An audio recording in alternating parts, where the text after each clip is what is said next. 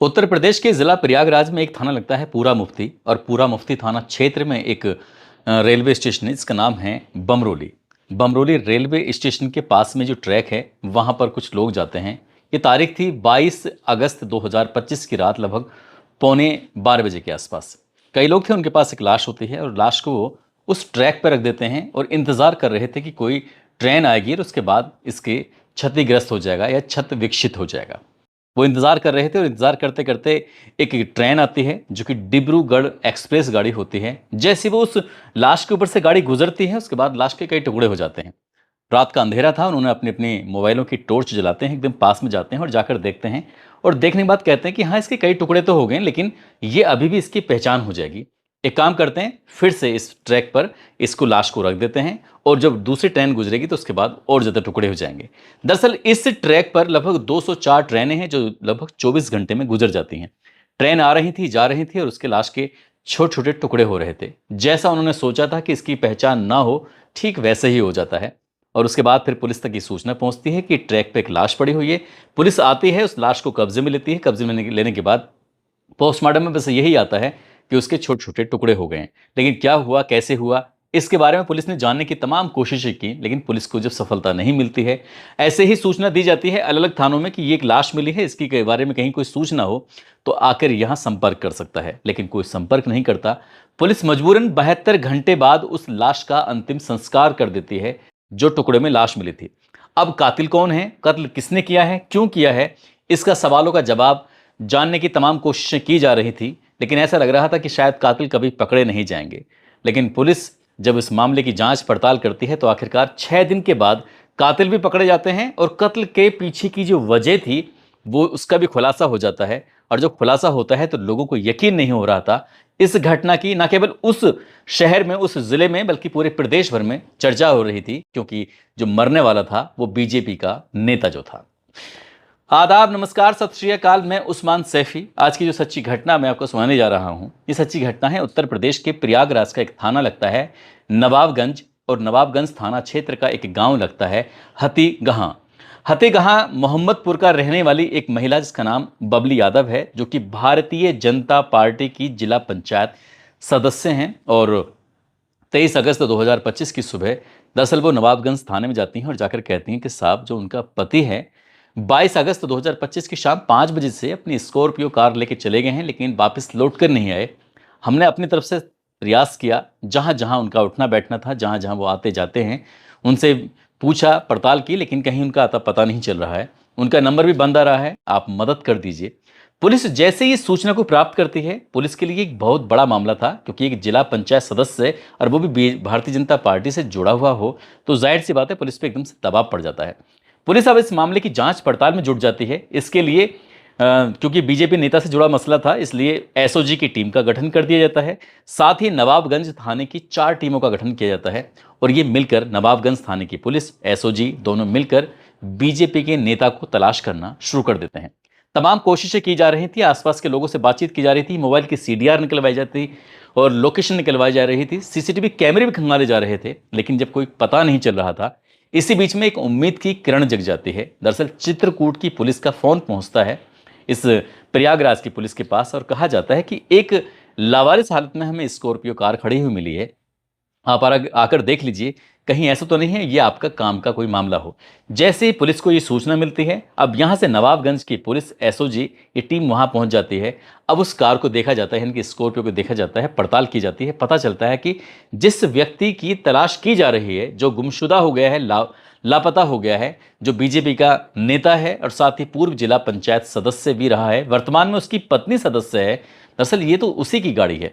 अब उसके बारे में फिर ये जानकारी जुटाने की कोशिश की जा रही थी। डॉग स्क्वाड, साथ ही पुलिस की और टीमें लगती हैं, फॉरेंसिक टीम लगती है। अब यहाँ आसपास का जितना भी जंगल था ना, उसको खंगालने की कोशिश की जा रही थी। चित्रकूट के उस जंगल में जहाँ एयरपोर्ट के पास में ये कार मिली थी, हर एक कोना, हर एक जगह देखी जाती है, बड़ी बारीकी से तलाश की जा रही थी। 23 अगस्त बीत जाता है, 24 अगस्त बीत जाता है, 25 अगस्त की भी तारीख आ जाती है, लेकिन उस व्यक्ति का कहीं भी अता पता नहीं चल रहा था। पुलिस वाले भी थोड़े परेशान हो जाते हैं। आखिरकार बबली यादव यानी कि उस बीजेपी के नेता की पत्नी के पास कोई एक कानाफूसी करता है, कोई खबर पहुंचाता है, कहता है कि मैडम तुम्हारे पति मिल जाएंगे, लेकिन 3 व्यक्ति हैं, इन तीनों में से अगर किसी एक को भी आपने पकड़वा दिया तो जाहिर सी बात है आपके पति मिल जाएंगे। ये बात सामने आती है कि कौन है। एक नाम सामने आता है डॉक्टर उदय यादव का, और साथ ही जो कि कंपाउंडर का काम करते हैं, निजी हॉस्पिटल में वो रह कर काम करते हैं। एक नाम है राम सिंह यादव का, जो कि PWD विभाग में स्टेनो का काम करते हैं, उनकी जॉब है। तीसरा नाम था विजय यादव, जो कि उदय यादव यानी कि डॉक्टर उदय यादव का भाई होता है, नाम विजय यादव होता है, जो कि AG ऑफिस मोड़ पर चाय की दुकान चलाते हैं। उन्होंने कहा कि आप तीनों में से किसी एक के बारे में पता कर लीजिए, आपके पति मिल जाएंगे। अब फिर से बबली यादव थाने जाती हैं। थाने जाने के बाद कहती हैं कि सर मुझे जो लगता है कि इन तीनों ने मेरे पति का अपहरण कर लिया है, एक काम करिए आप इनसे तीनों से भी पूछताछ करिए। पुलिस अब इन तीनों की भी तलाश में जुट जाती है, लेकिन तमाम कोशिश करने के बावजूद भी आखिरकार इन तीनों में से ज़्यादा किसी का पता चल नहीं पाता। लेकिन राम सिंह पकड़ा जाता है, भगवतीपुर चौराहे के पास से पकड़ा जाता है। साथ ही पुलिस ने जब दबाव बनाने की कोशिश की तो परिवार के लोगों को भी हिरासत मिला। इसमें उदय की सास को उमरपुर नीवा से लीला यादव को भी पकड़ा जाता है। अब इनसे पूछताछ की जा रही थी कि भाई हमें पूरी पुख्ता जानकारी है, हमें ऐसा लग रहा है कि बीजेपी के नेता के गायब होने में कहीं ना कहीं तुम्हारा हाथ है या तुम्हें पूरी जानकारी है, जो भी है बता दो।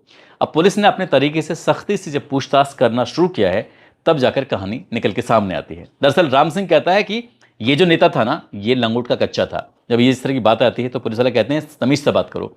वो कहते हैं साहब मैं तमीज़ से ही बात कर रहा हूँ। अब जब उसने कहानी सुनाना शुरू किया है तो कहानी कुछ इस तरह से आती है। जो डॉक्टर है, हालांकि वो है तो कंपाउंडर, लेकिन लोग उसे डॉक्टर के नाम से बुलाया करते हैं। नाम उदय यादव, डॉक्टर उदय यादव, और ये बीजेपी के जो नेता हैं रणधीर सिंह, इन दोनों की दोस्ती बहुत ज़्यादा गहरी हो जाती है। दोस्ती गहरी होने का सिर्फ एक ही कारण था, ये जिला पंचायत सदस्य जब थे उस वक्त और उनकी पत्नी जब बन जाती हैं तो इनका सोशल मीडिया का जो भी ये हैंडलिंग था वो उदय यादव के अपने हाथों में था, वो ही देखा करते थे। और इसी देखा रेखी में कब दोनों की बहुत अच्छी दोस्ती गहरी हो जाती है पता ही नहीं चलता। अब रणधीर सिंह का उदय यादव के घर भी आना जाना होता था, सब कुछ, दोनों साथ रहते थे, खाते पीते, ये सब चीज़ चलती रहती थी। लेकिन 2 महीने पहले, इस घटनाक्रम से 2 महीने पहले कुछ ऐसा हो जाता है जिसकी कल्पना शायद इन दोनों ने बिल्कुल भी नहीं की थी। दरअसल उदय यादव अपनी पत्नी से कहता है कि चलो एक काम करते हैं, हम नैनीताल घूमने के लिए चलते हैं।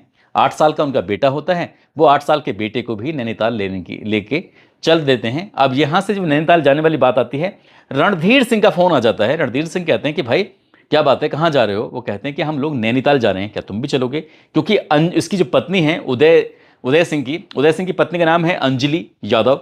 अंजलि यादव ने इसे कहीं ना कहीं सूचना दे दी थी। जब सूचना दे दी थी तो ये भी साथ चलने लगता है। अब ये उदय, साथ ही रणधीर सिंह, उसका जो पत्नी है अंजलि, और अंजलि का बेटा 8 साल का, ये चारों जने चले जाते हैं। जब चारों जाते हैं तो यहीं से तय हो जाता है कि होटल में एक ही कमरा लेंगे, एक ही साथ सोएंगे, इधर उधर नहीं भागेंगे। जब इस तरह की बात आती है तो ये नैनीताल पहुंच जाते हैं। अब कमरा लेने वाली बात आती है तो कहते हैं कि इतना पैसा क्यों खर्च करना है, हम लोग जब इतने अच्छे दोस्त हैं, सब लोग साथ ही रहते हैं, खाना पीना सब कुछ यही, और इतने लंबे से एक दूसरे से जानते हैं, एक ही कमरा ले लेते हैं, थोड़ा बड़ा रूम ले लेते हैं। आखिरकार वहाँ रह रहे थे। इसी बीच में पत्नी ने अपने पति से कहा कि कुछ सामान मांगा, खासकर कुछ ऐसी डिमांड की कि उस कमरे से उसे निकल के बाहर जाना ही नहीं पड़ता था। अब जैसे वो बाहर जाता है, साथ ही उसका 8 साल का बेटा भी वहीं खेल रहा था। अपने बेटे से कहती है, बेटा अंकल से मुझे बहुत ज़रूरी बातें करनी है, एक काम करो तुम जाकर बाहर खेलो। अब पति भी चला जाता है, बेटे को खेलने के बहाने से भेज दिया जाता है, और इस बीच में दोनों अनैतिक रिश्ते में बंध जाते हैं। लेकिन दोनों, बताया जाता है कि शारीरिक संबंध बना रहे थे। और इसी बीच में उदय की एंट्री हो जाती है। जैसे उदय की एंट्री होती है, उसने अपनी आंखों से उस दृश्य को देख लिया, जिस दृश्य के बारे में अक्सर लोग उससे दबी जुबान में बात करते थे कि तुम्हारी पत्नी का उस नेताजी से कुछ ना कुछ चक्कर है, कुछ ना कुछ ऐसी बात है, वो घर में कभी भी आता है, कभी भी जाता है। तो जब इस तरह की बात थी, अभी तक तो सिर्फ उसने सुना था, लेकिन उसने जब अपनी आंखों से देखा, उसे दुख हुआ, तकलीफ हुई। अब ये टूर था, उस टूर को छोड़ देते हैं। वो अपनी पत्नी को, अपने बेटे को लेकर सीधा अपने घर पहुंच जाते हैं। लेकिन वो खुद तो अपने घर आता है, पत्नी को घर लेकर नहीं जाता, बल्कि उसके मायके में, जो धूमनगंज का एक गांव लगता है उमरपुर नीवा, वहां पर उस पत्नी को छोड़ के आ जाता है। और ये बात अपनी सास को और साले को बता के आया था कि तुम्हारी जो बेटी है ना, किस तरह के गुल खिला रही है। इसी नाराजगी में आया था, वो अपने घर रुक जाता है। लेकिन हद तो तब हो जाती है जब अंजलि की रणधीर सिंह यादव से लगातार बात चल रही थी, कम्युनिकेशन चल रहा था। और ये बात कहीं ना कहीं पता चल जाती है इस उदयवीर सिंह को भी। और जब ये बात पता चल जाती है तो यहाँ तो इसने अपने भाई से भी जिक्र किया, वहाँ अपनी ससुराल में जिक्र किया। अब ससुराल में जिक्र करता है तो 11 जुलाई 2025 की तारीख आती है और पता चलता है कि अंजलि यादव की मौत हो चुकी है। मौत का कारण था जहर। अब जहर दिया गया है, उसने खुद लिया है, ये तो खैर पुलिस की जांच का विषय है, लेकिन ये बताया जाता है कि खुद ने और ससुराल वालों के साथ मिलकर एक कंबाइंड एक प्लान बनाया और अपनी पत्नी की उसने जहर देकर हत्या कर दी। ये तो खैर पुलिस की जांच के बाद स्पष्ट हो सकेगा, लेकिन फिलहाल तो यही कहा जा रहा है। पुलिस को कोई सूचना नहीं दी जाती है और उसके बाद अंतिम संस्कार कर दिया जाता है। अब यहां अपनी पत्नी को लेकर, उसकी बातों को लेकर, रणधीर सिंह को लेकर उदय के मन में लगातार गुस्सा पनप रहा था। उसे लग रहा था कि इसका बदला तो लेना ही लेना है, हर हाल में लेना है, क्योंकि रणधीर सिंह को भी ये बात पता चल चुकी थी। उसने ये होटल में ये सब कुछ देख लिया था, तो इन दोनों की दोस्ती होना तो मुश्किल काम था। लेकिन उदय ने अपने ही ये दोस्त और रिश्तेदार बताया जाता है राम सिंह, उसका सहारा लेता है, जो कि PWD में स्टेनो का जो जॉब कर रहा था, उससे बातचीत करता है। तो राम सिंह को तैयार किया जाता है। अब राम सिंह ने रणधीर सिंह से संपर्क बनाया और संपर्क बनाने के बाद ऐसी बातचीत का सिलसिला शुरू किया, एक ऐसी कहानी सुनाई। उसने कहा कि हमारा नाम राम सिंह है और अंजलि यादव को तो आप अच्छी तरह जानते होंगे। एक दौर ऐसा था कि हमारा उससे प्रेम प्रसंग चल रहा था, हम उससे शादी करना चाहते थे, लेकिन क्या करें, वो हमारी किस्मत में नहीं थी और उदय से उसकी शादी हो जाती है और मुझे इस बात का बहुत मलाल है। ये बात जब कहते हैं दुश्मन का दुश्मन दोस्त होता है, तो ऐसा लगने लगा रणधीर सिंह को जैसे कि ये उदय का दुश्मन है और ये अब अपना दोस्त बन गया है। लेकिन ये कहानी थी, ये एक ऐसा था कि उसको सिर्फ एक ट्रैप किया जा रहा था, उसको एक फंसाया जा रहा था। राम सिंह ने ऐसा जाल बिछाया कर वो जाल में आ जाता है, दोस्ती गहरी हो जाती है और ये प्लानिंग कर लेते हैं। और प्लानिंग करने के बाद उदय ने अपने भाई से, जो कि चाय की दुकान चलाता था, विजय, उससे बात की, अपने साले से बात की और सास से बात की। इस साले और सास ने मिलकर रवि पासी का और जय सिंह का इंतजाम किया और उन्होंने कहा कि हम 50,000 रुपये लेंगे, इस बॉडी को जहां भी तुम हत्या करोगे हम ठिकाने लगा देंगे।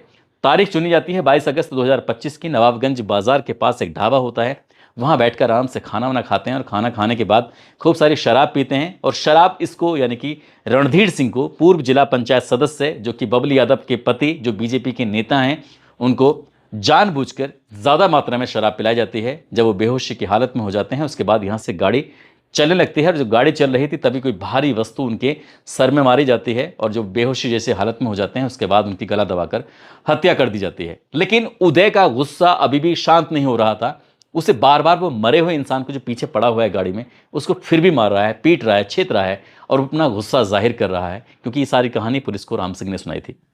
उसके बाद यहाँ से वो अलग जाते हैं। अलग जाने के बाद जो गाड़ी चल रही थी, इनका इरादा था कि इसको कहीं ठिकाने लगाते हैं, लेकिन रवि पासी और जय सिंह ने कहा कि इस लाश को हम अपने तरीके से ठिकाने लगाएंगे और ये बमरोली रेलवे स्टेशन के पास, ट्रैक के पास लेके जाते हैं। उन्हें पता था कि यहाँ से, इस ट्रैक से 24 घंटे में 204 ट्रेनें गुजरती हैं, जो एक्सप्रेस भी होती हैं और धीमे चलने वाली भी होती हैं। इस लाश के इतने टुकड़े हो जाएंगे कि कोई अंदाजा भी नहीं लगा पाएगा कि मरने का क्या कारण था। फिर भी उन्होंने एहतियात के तौर पर उसके चेहरे को किसी ईंट पत्थर से पूरी तरह से बिगाड़ दिया था, ताकि ऐसा ना हो कि इसके चेहरे की पहचान हो सके।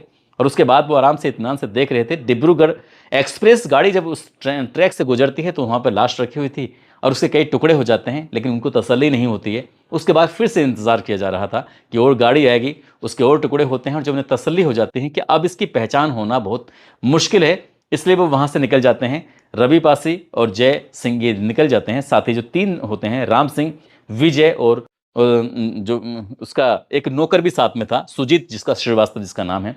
अब यहाँ से ये जब तीनों चारों निकलते हैं, इनका मकसद था कि हम चित्रकूट की जंगल की तरफ ये कार लेके जाएंगे और वहाँ जाने के बाद इसमें आग लगा देंगे। लेकिन जब ये गाड़ी एयरपोर्ट के पास पहुँचती है तो अचानक ये गाड़ी ख़राब हो जाती है और जैसे ही गाड़ी ख़राब होती है तो उसके बाद फिर ये वहीं छोड़ के उसको निकल जाते हैं। ये गाड़ी दूसरे दिन यानी कि 23 अगस्त को ही मिल जाती है। इस घटनाक्रम का खुलासा 28 अगस्त 2025 को हत्या के 6 दिन के बाद होता है, लेकिन लोगों को यकीन नहीं हो रहा था कि हत्या के पीछे की ये वजह है। बबली यादव ने तो यहां तक आरोप लगाया कि किसी बड़े नेता के कहने पर आकर ही हत्या की गई है, लेकिन वो बड़ा नेता कौन है कौन नहीं, उसके बारे में कोई जानकारी नहीं उन्होंने दी मीडिया को। साथ ही उन्होंने कहा कि जब इसकी उदय यादव की बहन की शादी होती है तो 2.5 लाख रुपए उधार लिया था।